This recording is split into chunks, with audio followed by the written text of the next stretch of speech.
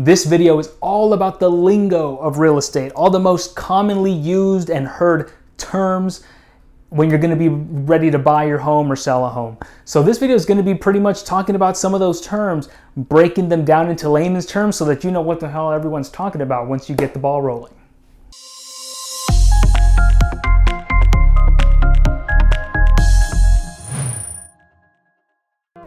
So right off the bat, number one is appraisal. An appraisal is a professional analysis used to estimate the value of a home. It's a necessary step in validating the home's worth to you and your lender for secure financing. Once you get your offer accepted, there's going to be a licensed appraiser heading out to the home that you're going to get ready to purchase, and they're going to start giving their professional opinion on how much the home is worth, what the home's current market value is in that point in time. They're going to look at how much bedrooms it has, how much bathrooms it has, and the square footage of the home as well. And they're going to compare that to all the other homes within a mile that have the same type of bedrooms, bathrooms, and square footage, and see how much those other homes sold for to help him determine how much your home is worth in today's market. So if you also seen one of my other videos, an appraisal is also a safety net for the buyer.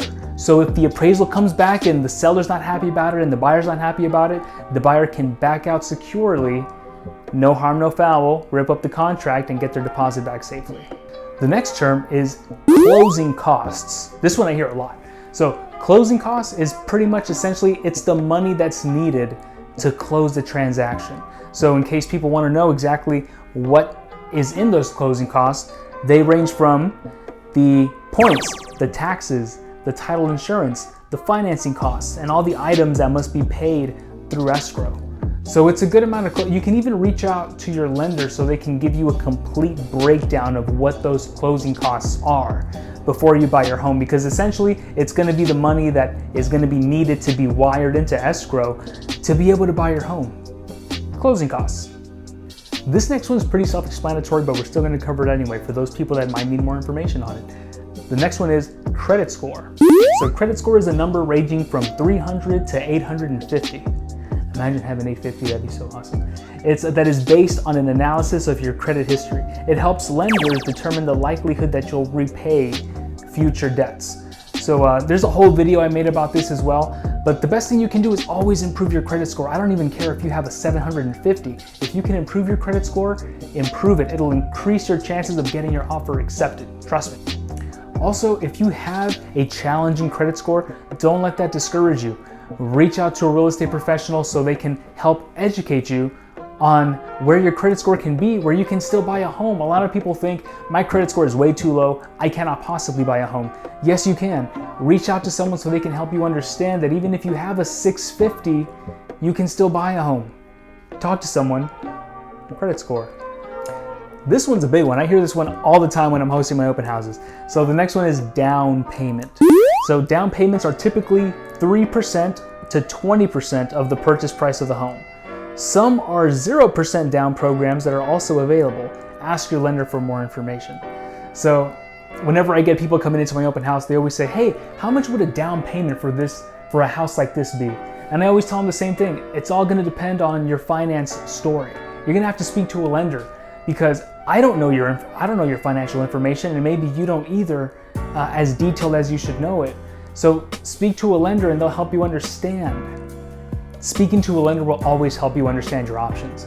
But don't make any sort of assumptions. Speak to a lender because there could be programs that you qualify for that can help you buy a home with not so much down payment. If you have a VA, you can buy a home with 0 down. There might be special programs that you qualify for, like down payment assistance programs that can help you purchase your home. But you're never going to know that unless you speak to a lender. Always speak to a lender so you know exactly where you are. The next one is mortgage rate. So mortgage rate is the interest rate that you pay to borrow money to buy your home. The lower the rate, the better. This is the one that I would challenge a little bit, and I would highly recommend speaking to a lender because as people, as humans, we're always conditioned by the rate lower. You know, the lower the rate, the better. But oftentimes that's not the case. I'm going to make a full video about this in the future, but speak to a lending professional so they can help educate you more on what your mortgage rate is. This next one is the pre-approval letter. Pre-approval letter is a letter from a lender indicating that you qualify for a mortgage for a specific amount. I can't recommend this enough. People always tell me, what's the very first step I should do? Should I start looking at homes on Zillow? Should I start kind of slow and go looking at open houses? Should I just keep my home search online for now? I always tell them none of that. You go speak to a lender first. Speak to a lender to see how much money you even qualify to have. Because imagine if you spend a month looking for homes, you find the one that you absolutely love, and then you go to a lender and find out you don't even qualify for the purchase price of that home. Always speak to a lender, get your pre-approval letter so you know exactly what your purchasing power is. And the last one for today's video is real estate professional. It's an individual who provides services in buying and selling homes. Real estate professionals are there to help you through the confusing paperwork, find you your dream home, negotiate any of the details that are coming up in the contract, and to help you know exactly what's going on in the housing market. If you've seen any of my videos, even just one of them, because I pretty much hammer this home, you always want to work with a realtor with the heart of a teacher. Especially if you're first-time home buyers, you're going to be flooded up to your elbows in questions, and it's always good to be empowered with information.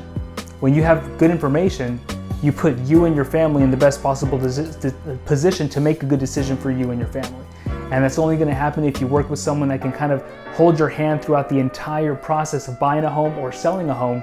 And that's always going to be your best bet, to work with someone that pretty much functions with the heart of a teacher, that whenever you have a question, they can answer it and educate you on why their answer is what it is. So always work with a real estate agent that has the heart of a teacher.